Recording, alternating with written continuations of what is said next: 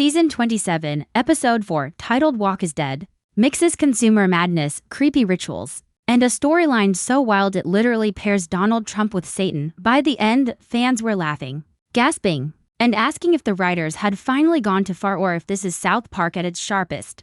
The madness starts with something small, almost innocent.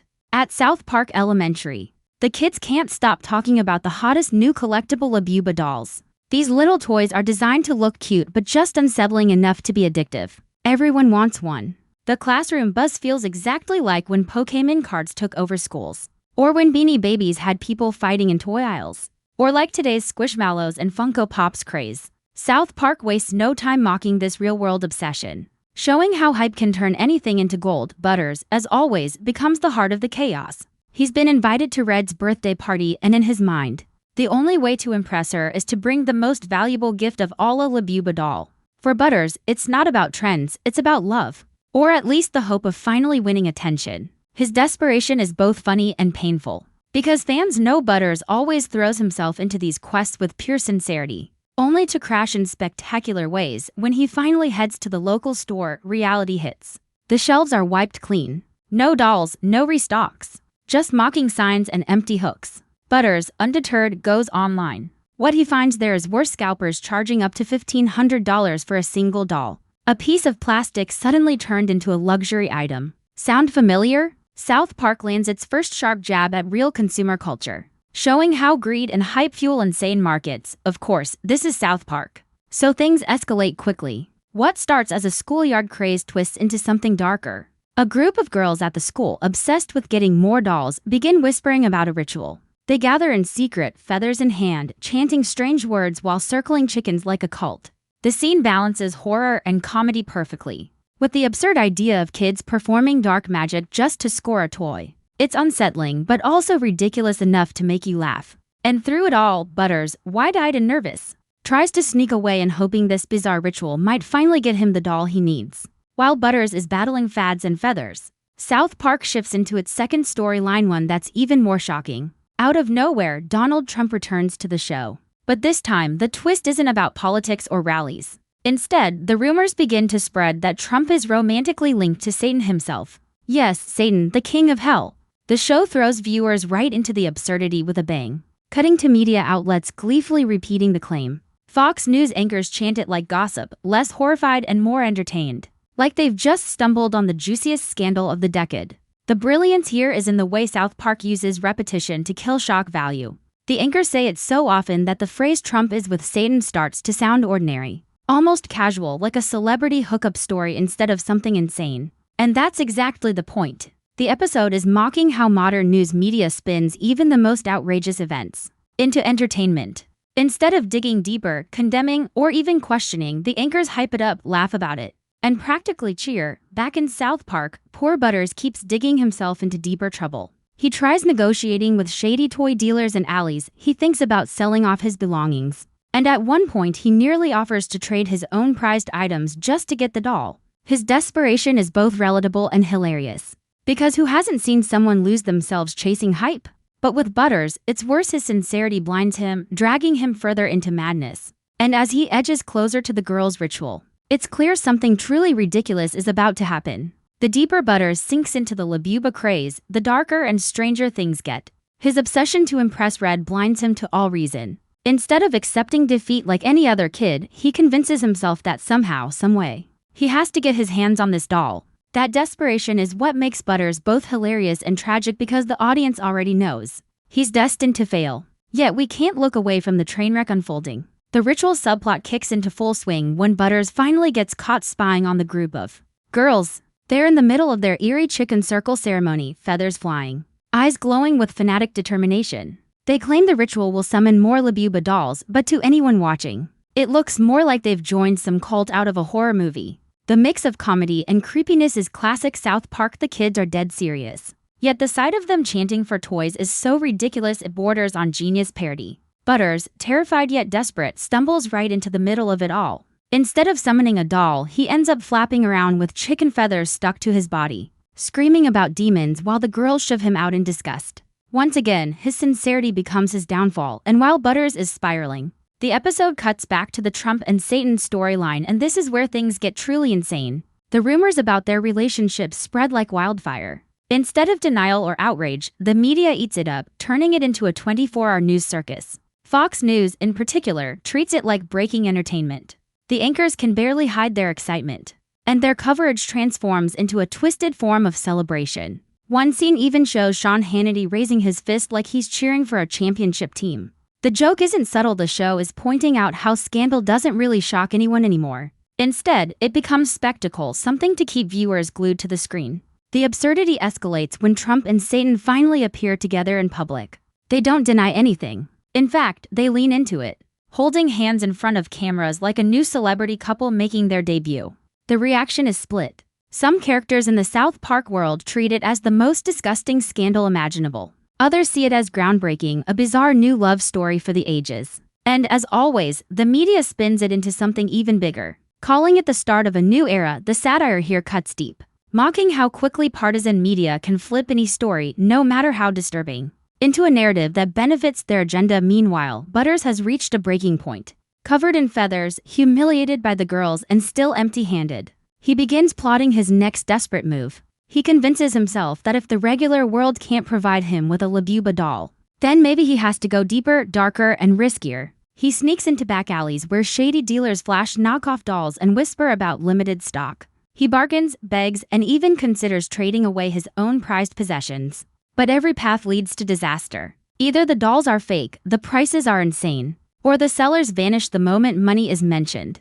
The beauty of South Park's writing is how it layers Butters' personal tragedy with the global absurdity of Trump and Satan. On one hand, you have a little boy willing to ruin himself over a toy. On the other, you have the former president of the United States romantically linked to the Lord of Darkness. Two completely different stories, yet they mirror each other in their madness. Both show how far people will go to chase desire, whether it's love, power, or a cheap piece of plastic. By the time the episode's halfway point hits, the chaos feels unstoppable. Butters is one step away from completely losing his mind, and the Trump-Satan storyline is about to deliver a twist no one could have predicted. South Park builds the tension perfectly, daring the audience to guess just how outrageous things can get, and then promising it's still only the beginning. Just when you think the episode can't get more outrageous, South Park doubles down. The Trump and Satan relationship, which already has the entire town and media buzzing, explodes into a new level of absurdity. Out of nowhere, Satan makes a jaw-dropping announcement: he's pregnant. And not just pregnant with anyone's child. The father, according to Satan, is none other than Donald J. Trump. The reveal is staged like a soap opera twist. Dramatic music swells, the camera zooms in, and Trump, with his signature smirk, looks proud as if this is his greatest accomplishment. It's the kind of moment only South Park could pull off, so shocking and so ridiculous that it leaves you laughing and shaking your head at the same time. The media, of course, loses its collective mind.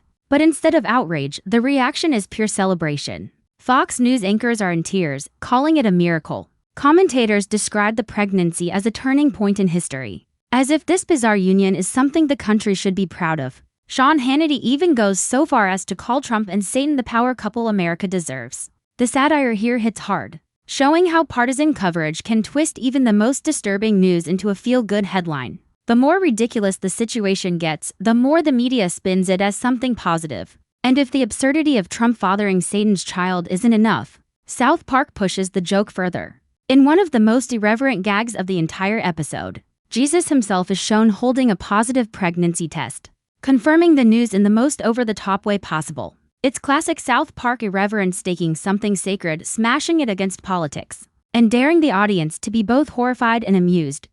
No subject is safe, and that's exactly the point. While the world is reacting to this insane news, Butters is still spiraling deeper into his own personal disaster. After failing with dealers and being humiliated by the girls' ritual, he goes full Butters, convinced he can somehow beat the system if he just tries hard enough. He sneaks into restricted areas, spies on store shipments, and even attempts to trick delivery drivers into thinking he's the rightful owner of incoming Labuba stock. Every plan blows up in his face. The more he tries, the worse it gets. By now, Butters is practically unraveling, his dream of impressing Red slipping further away with each humiliation. The genius of this episode lies in the way it balances these two plots. On the surface, they couldn't be more different. One's about a kid desperate for a toy, The other's about Trump and Satan rewriting the laws of nature. But underneath, they're both stories about obsession and the ridiculous extremes people reach when they want something too badly. South Park makes the connection clear. Whether it's politics, media, or schoolyard crushes,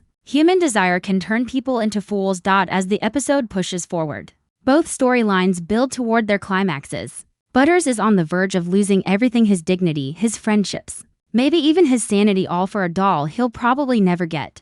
Meanwhile, the Trump-Satan pregnancy scandal is about to reach heights that will leave the town of South Park and the viewers at home stunned. The tension keeps rising, and you know the chaos isn't done yet. South Park has set the stage for something so over the top. You can already feel the madness about to explode. By this point, the episode feels like it's spinning out of control in the best possible way. South Park thrives on chaos, and here it's firing on every cylinder. The Trump-Satan pregnancy bombshell doesn't just dominate the news cycle. It takes over the entire town's conversations. People at the grocery store gossip about it like it's the latest celebrity scandal. Kids whisper about it in the hallways. And the adults, they can't decide whether to laugh, cry, or stock up for the apocalypse. The line between serious politics and pure entertainment has been completely erased.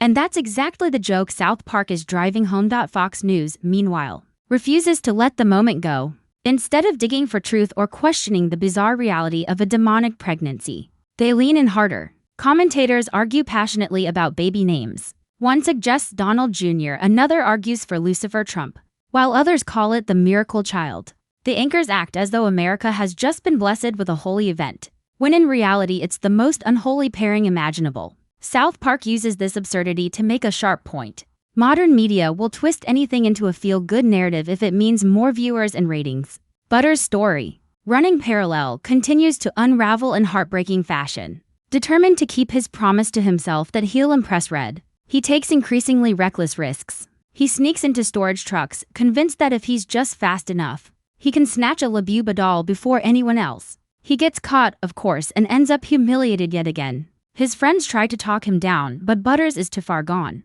In his mind, without that doll, he's worthless. And that's the tragedy of Butters. His innocence and desperation make him relatable, but they also make his downfall inevitable. The episode then cranks the absurdity to 11 with a surreal twist. As Trump and Satan embrace their new era, the entire media spectacle starts to look like a parody of reality TV. There are live countdowns to Satan's pregnancy milestones, fan-made hashtags flooding social media, and pundits talking about the symbolism of their love story. It's over-the-top satire, but it hits close to home because it reflects how modern culture consumes scandal. Like entertainment, South Park shows us a world where even the most shocking event can be repackaged as feel-good content, and the scariest part is, it doesn't feel too far from reality. Meanwhile, Butters finally reaches his breaking point. After every failed attempt, after every humiliation, he makes one last desperate move. He tries to crash the girl's ritual again, believing this time he'll succeed. Instead, he ends up in complete chaos.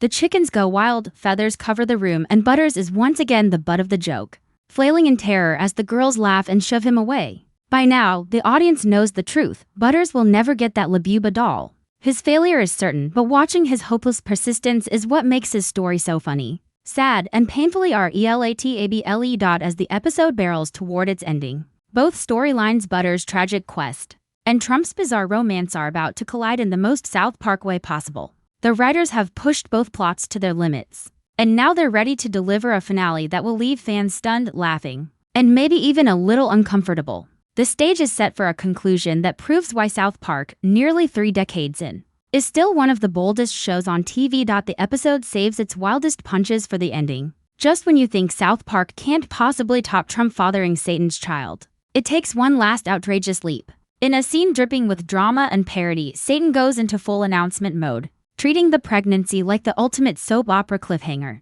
Trump stands beside him, beaming with pride, and the two literally elope hand in hand, walking into the sunset as the media cheers.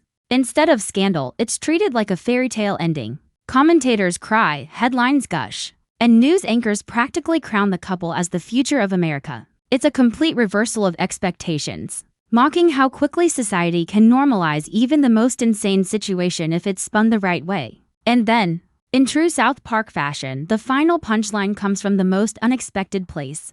A quick cut to Jesus holding a positive pregnancy test confirms everything, in the most irreverent way possible. No debate, no doubt the absurdity is real. The audience is left stunned, laughing, and maybe even shaking their heads at how far the show is willing to push. It's offensive, it's ridiculous. But it's also South Park at its absolute core. Nothing is too sacred, nothing is untouchable. And shock value is always part of the message. Butter's storyline, meanwhile, ends exactly as fans might expect, tragically and hilariously. After every scheme, every humiliation, and every desperate attempt, he wins up with nothing. No doll, no victory, no chance of impressing Red. Instead, he's left covered in feathers, exhausted, and more embarrassed than ever. His failure is heartbreaking, but also the perfect punchline. Because with Butters, the comedy has always been in his endless sincerity colliding with an unforgiving world. He tries so hard, only to crash harder, and that's why fans love him. He's the tragic comic relief who turns heartbreak into laughter. By the time the credits roll,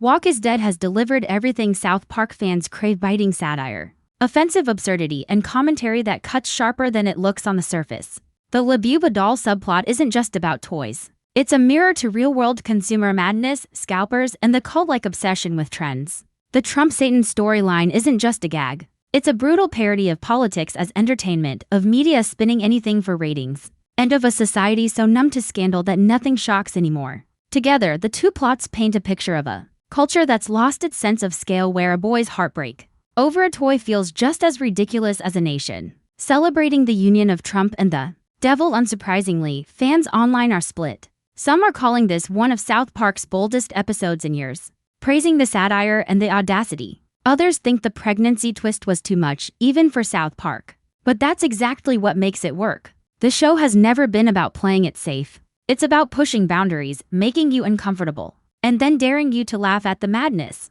Whether you loved it or hated it, you're talking about it, and that's the point. In the end, Walk is Dead proves why South Park, nearly 30 years later, is still relevant. It doesn't just parody trends, politics, and religion, it skewers all of them at once, wrapping social commentary in layers of humor so shocking you can't ignore it. From Butter's doomed quest to Trump and Satan's twisted love story, this episode is a reminder that South Park thrives on chaos, thrives on irreverence, and thrives on keeping us on the edge between horror and laughter. So what did you think of the episode? Did Butter's tragic hunt for a La Buba doll make you laugh? Or were you too distracted by the Trump-Satan pregnancy bombshell? And do you think the storyline will carry over into future episodes? Or was this just a what-if shocker? Drop your thoughts in the comments. Don't forget to like and subscribe. And get ready, because if this is just episode 4, the rest of season 27 is guaranteed to be even wilder.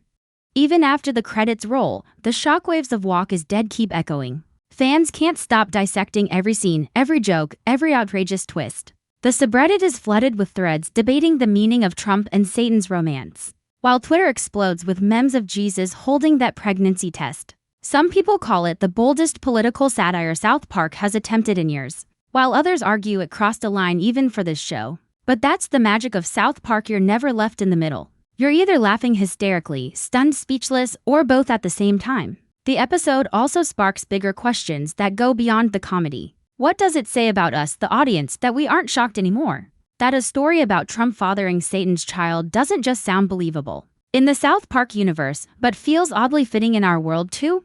The satire hits harder because the absurdity doesn't feel as far-fetched as it should. South Park is holding up a mirror, forcing us to confront how media and politics have become entertainment first, reality second. And that sting of truth under all the laughs is what keeps the show sharp nearly 3 decades later. Butter's subplot lingers too.